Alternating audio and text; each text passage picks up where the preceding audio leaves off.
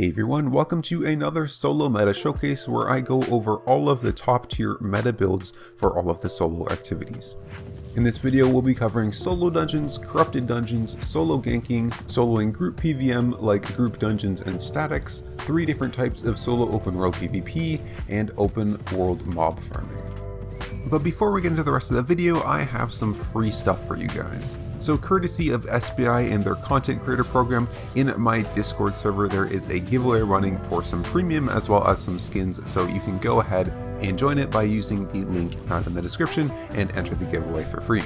So if you want free stuff, make sure you do that, otherwise enjoy the rest of the video. Let's start out with the solo ganking because there's pretty big changes to solo ganking due to the changes in the last patch. So in the Lands Awakened update, it brought really big nerfs to ganking in terms of mount health and poison nerfs and all of that stuff, which really hurt a solo ganker's ability to reliably dismount opponents. However, also with these changes came changes to the open world, which gave rise to a new style of open world ganking, and opened up the solo ganking meta to have more diversity. So the current solo ganking meta is not defined by a build or builds, but rather by an item, invisibility potions. Essentially, you have to catch people off of their mounts while they're doing some activity in the open world like gathering or killing mobs, and so having some way to get on top of them before they see you via invisibility potions is crucial. For the rest of the build, honestly, it's really a choose your own adventure right now because anything that can do good damage and stick onto opponents after you pop out of your invis potion is going to be good. Really, the only constant that builds have right now is a Fiend Cowl because you need a way to purge boot abilities so you can catch people after you pop out of invis and they use their boots. If you want to stick to the classic Fiend Cowl, Assassin Jacket, and Refreshing Sprint shoes, it's still a very viable build for solo ganking. For capes, you're typically going to see either an Undead cape if you want more escapability or Thetford cape if you want damage. In terms of the meta for the weapons, honestly, I've seen so many different things work. You can essentially use anything that has damage, CC, mobility, anything that can really kill opponents is going to work. Weapons that I've personally seen people be successful with include One-Handed Curse, One-Handed Frost, One-Handed Spear, Pike, Bloodletter, One-Handed Dagger, Warbow, Tomb Hammer, Occult, Bear Paws, Double-Bladed Staff, One-Hand Mace, Carving, Battle Bracers, and I'm sure that's just what I've seen. There is much more that could work than just these. Moving on to more solo open world PvP, where you're going for more consensual PvP, where you're going to be facing off against opponents. There's sort of 3 different styles of this, so I'll go over each of them quickly and just give sort of the top meta build for them. So first you have the Rat style, which is where you run a burst build and some escape boots, and then try to burst down opponents or steal kills and loot and then run away with those escape boots. Typically the meta build for this is Mage Cowl, Cleric Robe, Minor Work Boots, Thetford Cape, and then either a Bloodletter Muizak for your weapon or a Infernal Scythe for your weapon, along with Beef Stews and Poison Potions. Next we have the classic 1vx, which is you just go out and you essentially fight anyone or any groups that you come across, and for this the typical meta build right now is One-Handed Spear, Torch, Hunter Hood, Mercenary Jacket, and then either Soldier Boots or Leather Shoes for Refreshing Sprint, with Undead Cape, Resistance Potions, and Roasts. Lastly, we have the 1vx sort of cheese style, where it's very similar to the 1vx classic, except instead of killing opponents yourself and focusing on the open world, you more go into mobs like the static dungeons and group dungeons and try to fight within those mobs and have them help you kill opponents.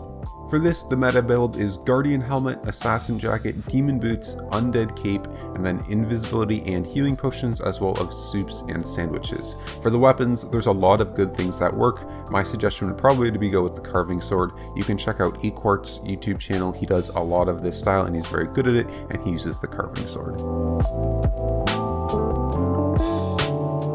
Looking at Corrupted Dungeons now, the meta always shifts pretty fast for Corrupted Dungeons, but currently it's dominated by Armor of Valor builds. So in the most popular and successful builds, usually paired with the Armor of Valor, you will see a Mage Cowl, Thetford Cape, and Royal Sandals, along with Beef Stews and Healing Potions. The most popular weapons for this setup are the Heron Spear paired with the Taproot and the Bow of Badon.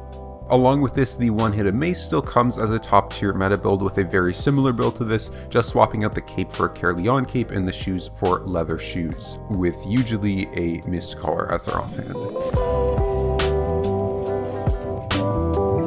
Next on the list we have solo dungeons, which is the only one that hasn't changed at all since the last time I did a solo meta showcase in July of 2021. So the top meta fastest solo dungeon clearing build still comes in the light crossbow. For the build you want to go Stalker Hood, Druid Robe, Light Crossbow, Mist Collar, and any leather shoes for refreshing sprint, along with regeneration food like cabbage soup.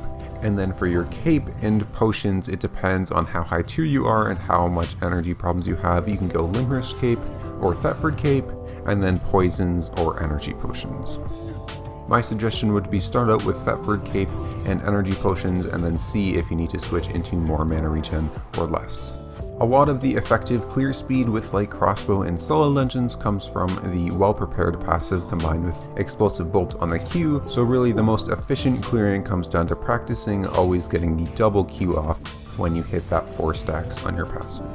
Other notable solo dungeon clearing builds include the one-handed spear and spirit hunter. You can see example builds on screen for them here. Next we have solo and group PvM activities like group dungeons and static dungeons, and for this it has been completely overtaken by the battle axe. Now there's a little bit of variation in the builds right now, but for your hood you're mainly going to go the Spectre hood. For your chest piece it's either the mercenary jacket or the Hellion jacket. The mercenary is a little bit better versus single targets like bosses or high tier mobs, whereas the Hellion's better for bigger pulls and lower tier mobs. And then for your shoes it's any leather shoes for refreshing sprint. The cape is Thetford Cape, and the offhand is either Mist Collar or Crypt Candle. Mist Collar is a little bit safer because you don't take extra damage, but Crypt Candle is technically faster, so especially if you're doing low tier stuff where you don't have to worry about dying, Crypt Candle is a little bit better. For your potions, it's poison potions, and your food, you have either beef stews or pork roasts. Pork roasts are for a little bit of an easier clear, and stews are for a little bit of a faster clear. Now importantly to note with this build, you don't want to use this build exactly because you do need to switch at least one thing for an energy sustain option. So for this you can switch your helmet to a Scholar Cowl, you can switch your boots to Scholar Sandals, you can switch your offhand to Eye of Secrets, or you can switch your potions to energy potions.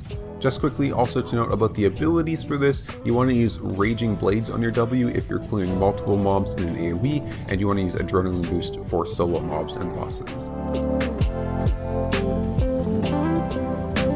Lastly on our list we have the new activity Open World Mob Farming. Now for the build, the fastest one is a light crossbow build, pretty much the exact same as our solo dungeon clearing build. However, for open world mobs, I'd highly suggest taking a build that's a little bit safer because in the open world, you're a little bit more prone to danger and getting ganked. So essentially for each slot in your build you have a safety option and a speed option. So for the safe options you have Guardian Helm, Cleric Robe, Demon Boots, Fort Sterling Cape, and Invisibility Potions, and for the damage options you have Stalker Hood, Druid Robe, Leather Shoes with Refreshing Sprint, Thetford or Demon Cape, and Poison Potions. One thing to note is that if you're trying to do a very high tier boss, like the highest leveled up tier of like a tier 8 boss and you're in fairly low IP, it can be a little bit challenging to clear without some healing, so you can take a mercenary jacket swap if you want, or just use the mercenary jacket for all of it so that you're able to clear the bosses a little bit easier. Another thing to note is that if you're clearing really fast and really efficiently, you might have some energy sustain problems, so for this you can either swap to energy potions, Limhurst Cape, or Scholar Sandals. Okay, that is all for this video. I hope you guys enjoyed and learned a lot about the current meta for solo activities. If you enjoyed it, make sure you do all of the stuff, and I will see you in the next video.